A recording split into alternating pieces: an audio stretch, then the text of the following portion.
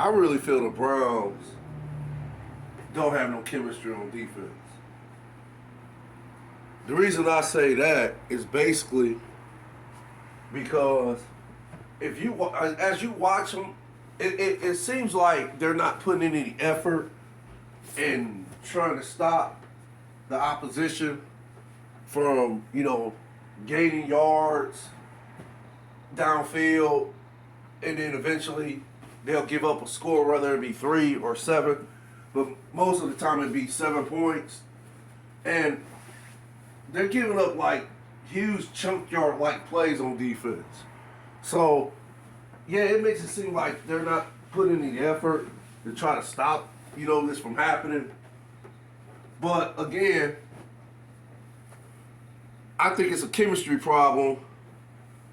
It just really seems like whatever the defensive play is being drawn up, it's just not getting relayed to the other players. I think one guy is picking up, or one guy's like processing the defensive play. But for some odd reason, like I said, I could be completely wrong about my assessment, but I'm just pretty much doing the eye test, and I'm trying to analyze it the best of my ability. But I just really think that one guy is processing it, and he tells the other guys what the play is, and then they get into their defensive set, and then the ball gets hyped on the opposition, and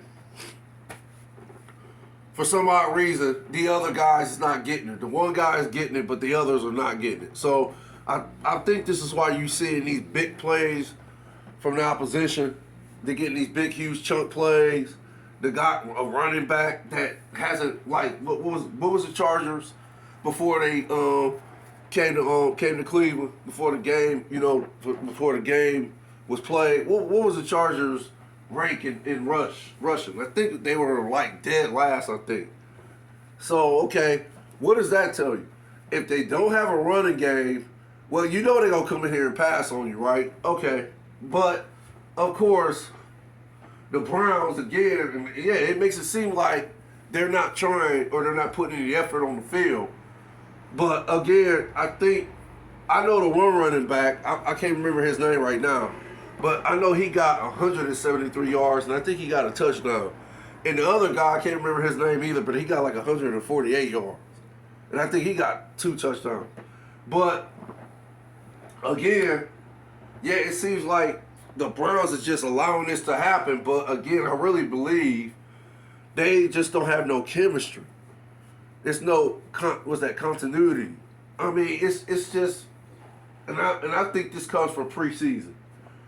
And I could be wrong about this too, but I believe this season, most of the teams, if not all the teams, decided that they weren't going to play their starters, that they were just going to play the rookies and the players that didn't think they was going to make the team, or let's give these guys a chance.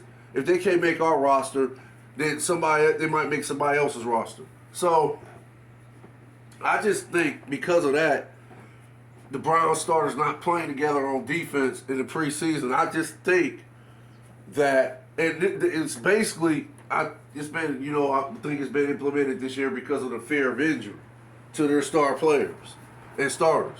So when you have that going on, it's just, I think now what's going on with the Browns on defense is it's just, this is their preseason. What is it? 5 games in, and the Browns defense has been basically atrocious. So I just think this is their preseason. So I think they're going to start, I don't know. Maybe at some point of the season, they'll finally put together a stretch of games where the defense will start playing lights out and start playing to their ability that we know they have or they possess within them within the organization. So I think, yeah, maybe some point in the season they'll start, like I said, they'll start playing with consistency, and then everybody be like, okay, that's the Browns defense we are accustomed of seeing. So I really think that's how what's going to happen.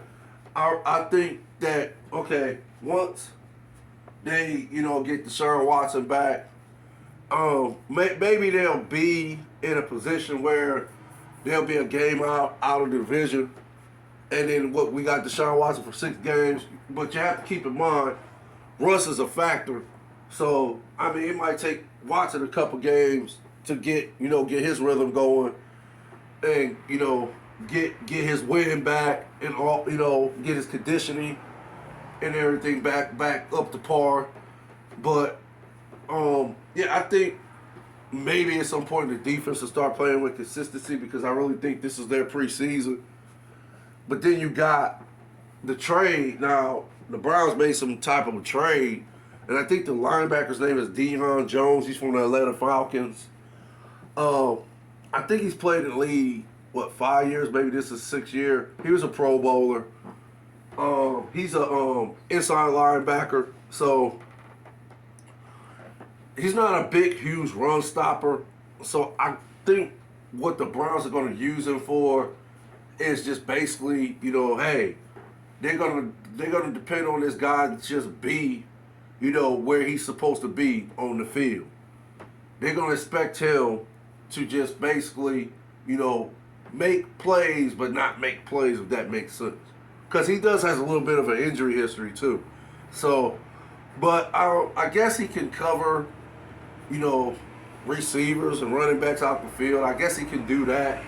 They say he has enough speed to do that. So, and then the Browns don't need the guy to do everything like the Falcons had him try to do when Dan Quinn left the team. So, I mean, we'll see. This might end up being a great trade for the Browns. Then again, it might not. We'll see. That's the most I can say about it. We'll see.